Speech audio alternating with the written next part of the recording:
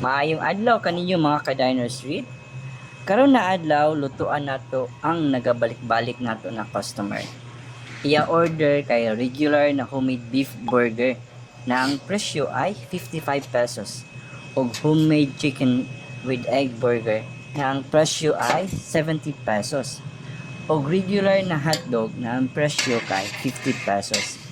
Tanawa mga ka-diners, after maluto ang mga beef patties, chicken o hotdog, ato pod na ginatoasted ang mga burger buns o hotdog buns para crunchy inikaon nato.